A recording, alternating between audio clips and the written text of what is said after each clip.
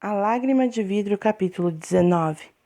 Grécia permaneceu à porta por poucos segundos, mas parecia uma eternidade. Observava a Caira se arrastar sobre Isaías, que soltava murmúrios obscenos enquanto a tocava. A jovem princesa deve ter feito algum som, porque logo 2 pares de olhos a fitaram com choque. Grécia? Exclamaram os amantes em uníssono. A princesa abriu a boca, mas dela não saiu som algum. Suava frio e tremia como um recém-nascido. Sua visão começou a ficar turva.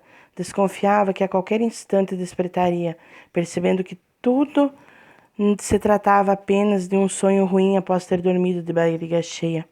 Isaías, notando suas vestes ensanguentadas e o estado de sua aparência desgrenhada, sentou-se como se não se apercebesse da cena que Grécia presenciava.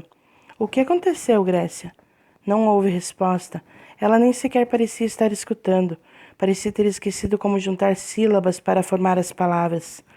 Isaías se levantou, deixando Macaira muito atordoada na cama, sem fazer conta do seu próprio estado seminu, com seu tronco exposto. Ele não tentou disfarçar as marcas de amor em seus braços e peito, marcas de unha e mordidas que não fora a Grécia que colocara ali. Querida, sussurrou, acariciando os braços de Grécia. No segundo em que seus dedos tocaram seu rosto, dedos que ele havia arrastado pelo corpo de Caira, náuseas tomaram conta de Grécia. Ela sempre achara que ele tinha um cheiro único, gostoso, destoando da ilha, mas naquele momento Grécia pensou que ele fedia, assim como todo lugar. Seu espanto foi se transformando em raiva, um ódio que ela jamais se achou capaz de sentir. Seus tremores de susto se converteram em tremores de raiva. Grécia havia se entregado a Isaías e ele a havia enganado. Como tudo naquela ilha, era apenas mais uma mentira, mais uma oferta de ilusão. Isaías não era seu romance, mas sua tentação, e ela havia sido fraca demais para resistir. A mão de Isaías, a mesma que acariciara e lhe dera prazer, pareceu perder seu toque suave e tornou-se áspera em seu rosto. Era como se ele a acariciasse com pequenos espinhos. Grécia se sentia sufocada pela enorme e repentina avalanche de tormenta que a afligira. Tão intensos eram seus sentimentos que ela se perdia em meio a eles, movida pelo recente sentimento de repulso que tomou conta de si, sem pensar em suas ações, com o ódio em forma de lágrimas escorrendo de seus olhos. Ela bruscamente retirou a mão de Isaías e cuspiu em seu rosto. Caira, envolta apenas pelo manto que cobria a cama, soltou um ofego de perplexidade. Uma sugestão de arrependimento apareceu em seu rosto, mas logo sumiu. Em retribuição à afronta de Grécia, Isaías lentamente limpou seu rosto. Seu olhar frio se tornou odioso. Pela primeira vez, ela o via como ele realmente era, um homem sedutor que não se importava de verdade com seus sentimentos, só pelo seu corpo, e isso nunca mudaria. Partilhando da mesma repulsa que ela sentia, ele deu um forte tapa no rosto da garota, seguido por um beijo molhado e nojento, agarrando seu rosto de forma que ela não pudesse escapar. Solte-me, imundo! Berrou, rebatendo-se. Não ouse me tocar. Ele obedeceu à ordem desesperada. Aos prantos e caindo de joelhos à frente dele, Grécia se sentiu apunhalada pelas costas. Guardas! Gritou Isaías para 2 homens que faziam a ronda pelo corredor em frente a seus aposentos. Eles pararam ali, ignorando Grécia. Levem a princesa até o rei Drágua e informem a respeito de sua teimosia e desrespeito perante um dos seus oficiais. Mas ela é a princesa, balbuciou Caira. Sua posição a coloca acima de qualquer oficial. Não para Drágua, querida, rebateu Isaías, muito sério. Ele já conseguiu o que desejava dela. Ela não é mais útil, mas eu ainda sou. Antes que os 2 homens a arrastassem dali, Caira chamou seu nome. Esperem, por favor, Caira pediu aos guardas, mas Grécia não olhou para ela. Amiga, por favor, me perdoe, mas eu não pude me conter. O Sr. Clacker sabe como fazer uma mulher delirar. Alguns segundos depois, percorrendo o corredor, Grécia ainda podia ouvir o som das risadas e dos beijos estalados. Drago estava esparramado sobre uma poltrona grande, similar a um sofá, no centro do palco, com uma grande taça de vinho na mão. Quando Grécia e sua comitiva chegaram, rodeado por músicos e pessoas alegres, ele observava com pouco interesse cada pessoa alheia aos horrores nos arredores do salão. Grécia conseguia ver tudo claramente, muito mais do que em qualquer outro momento desde que chegara na ilha. Era horrível. As raposas estavam lá novamente, amontoando-se com seus sorrisos sinistros e cheios de dentes para formar assentos de diversos formatos. A orquestra era composta por caveiras e criaturas que Grécia era incapaz de nomear. As paredes estavam cobertas por uma espécie de eira escura, pedras pontiagudas, lama e sujeira, um líquido estranho similar à água suja, mais grosso, escorrendo por suas frestas e fendas. As roupas de gala, que antes pareciam belas e estonteantes, estavam rasgadas, descosturadas e imundas. Era como entrar num cemitério cheio de gente. Assim que Drago viu a aproximação deles, ele deu uma olhadela para a Grécia, virando o que restava de sua bebida. Rei Drago, Isaías Claquer ordenou que trouxéssemos a princesa Grécia até Vossa Majestade, disse um dos guardas, dando um empurrão em Grécia para forçá-la a se colocar diante do rei. Drago lançou um sorriso maldoso para ela. Minha princesa, cantarolou, sem se endireitar em seu assento. O que você fez para irritar meus homens? Ela foi desrespeitosa perante o oficial, disse o soldado que a segurava. Drago ergueu uma sobrancelha, mas não falou nada por um longo tempo, medindo-a de cima a baixo. Grécia, sem se abalar, permaneceu erreta, forçando-se a olhá-lo nos olhos em desafio. Contudo, sob a máscara de firmeza de Grécia, seu interior estava um caos. Ela perdera a irmã, sua suposta amiga e seu amor em um único dia. Estava longe de casa, presa a uma ilha amaldiçoada e esquecida no mundo. Ela nem sequer podia se refugiar em sua própria mente, pois Drago a manipulava até conseguir o que queria dela, até consegui-la fazê-la sofrer. Ela estava sozinha. Filha, repreendeu com sarcasmo. Garotas bonitas não devem se comportar de tal maneira. Ela permaneceu em silêncio, notando o ritmo curto e acelerado de sua respiração, e como ela parecia abalada, Drago se sentou, permitindo a Grécia reparar que não era uma poltrona onde se sentava. Assim como cada sofá ou cadeira naquele salão, era uma pequena montanha de raposas. Venha, querida, disse Drago.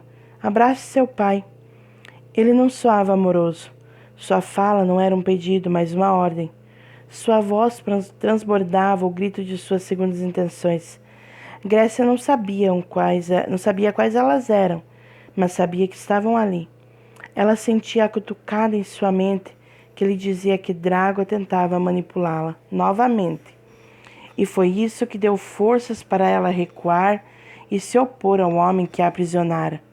Você não é meu pai, sussurrou.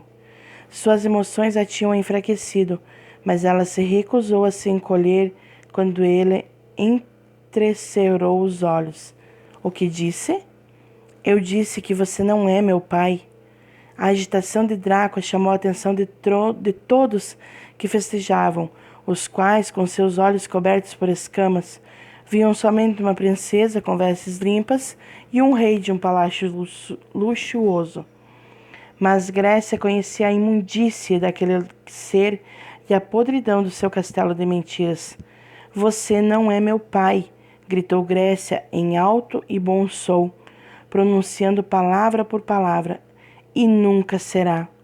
A expressão outrora fria de Drago rapidamente metamorfoseou-se para uma fúria perversa. Apesar disso, ele parecia se deliciar com a aparência exausta dela. Homens, cuspiu Draco. Sem tirar os olhos que pareciam a perfurar, ordenou. Levem-na para os poços. Mas meu senhor, iniciou um dos soldados, hesitando em questionar seu senhor. Não há mais poços disponíveis. O senhor já ocupou todos. Tire um dos corpos podres e dê uma atenção especial para que os vermes permaneçam na lama, orientou o tirano que ela já havia chamado de pai. Depois, coloque-a lá e deixe apodrecer. Grécia então foi arrastada pelos homens de Drágua. Ela se recusou a gritar, mas tampouco deixou de lutar e se debater. Apesar de seus esforços, eles a levaram até um poço, onde um cadáver em decomposição estava. Eles arrancaram o corpo e o jogaram para o lado, apressando-se em prender seus pés e jogando-a dentro do buraco em seguida. Ao seu lado, Drágua a observava com fascínio malicioso, rindo quando ela se mexia e afundava 1 centímetro mais. Grécia sentia que seus olhos saltariam de seu rosto a qualquer momento. O trauma a fazia perder o controle de si. Ela tremia como se estivesse mal agasalhada em meio a uma furiosa tempestade de neve. As correntes em seus pés a puxavam de forma desapressada, cada vez mais para baixo, fazendo seu corpo afundar pouco a pouco no poço do lamaçal. A garota podia sentir larvas rastejando sobre sua pele, insetos beliscando-a nos braços e nas pernas. Grécia queria gritar e implorar para sair dali, mas se recusava a fraquejar diante dele. Tudo que sua voz era capaz de fazer era pronunciar palavras falhadas. Você é a personificação de crueldade e de destruição, acusou com ódio. Um tirano que manipula as pessoas, transformando-as em corpos com almas vazias e feridas. Faz com que festejem num luxo ilusório, quando na verdade estão em meio a uma sujeira degradante. As presenteia com migalhas de uma falsa alegria momentânea, fazendo-as desejar mais. Mas essas migalhas geram meros sorrisos que não revelam a podridão interior. Ela negou com a cabeça, inclinando-se à frente tanto quanto pôde, para encará-lo diretamente. Não, você não é mais meu pai. Que eu morra com essas palavras ecoando em sua mente perturbada e maníaca. Drágua soltou uma gargalhada que o fez se dobrar. Pobre criança burra. Permita-me esclarecer, princesa Grécia Luz-Norre. Ele fez questão de dar ênfase no pronome de tratamento. Acha mesmo que me atinge com suas palavras? Não importa o quanto tente me ofender, você ainda está na ilha. Não consegue fugir, portanto, ainda está sob o meu completo domínio. Ele agachou e fincou as unhas na mandíbula de Grécia, forçando-a a olhar para ele. Veja, criança. Ficou sério de repente, sua voz tornando-se intensa. Você também é apenas mais um dos meus corpos com a alma vazia. Apenas mais uma manipulação que eu coleciono no armário. Soltou o queixo de Grécia com brusquidão. Eu a odeio desde antes de conhecê-la. Persuadi-la foi divertido. Você estava tão cansada de sua própria vida que acreditou em cada mentira que eu contei. Você antes era digna, mas eu a transformei na rainha da farsa. Ele voltou a rir descontroladamente. Por mais inoportuno que fosse o momento, Grécia se lembrou do leão branco. Fazia tempos que não o via. Seu coração se apertou pela súbita falta do leão. Uma nova lágrima escorreu de seus olhos vermelhos. Não era uma lágrima de ódio, mas de remorso por tê-lo esquecido. Era mais pura saudade. Grécia se perguntava como havia chegado naquele ponto, como fora capaz de descer tão baixo, como pudera ser tão tola para acreditar que tudo aquilo era bom. Ela desejava ardentemente poder voltar no tempo. Drágua retirou das mãos de um dos seus homens uma adaga que havia ordenado que trouxessem alguns minutos antes. Parecia que a haviam embebedado numa substância azul que vaporizava constantemente em ambos os lados do corte de têmpera forte.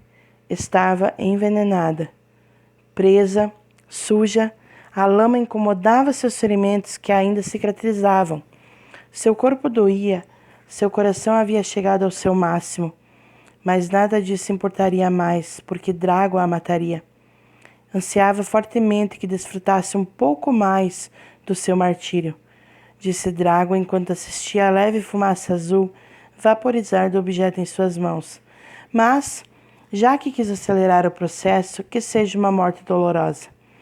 A 10 centímetros de distância do seu pescoço, Drago assegurava seu destino.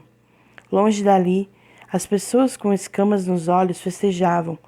A orquestra de esqueletos garantia que os gritos de todos aqueles que estavam no poço não se sobressaíssem à música.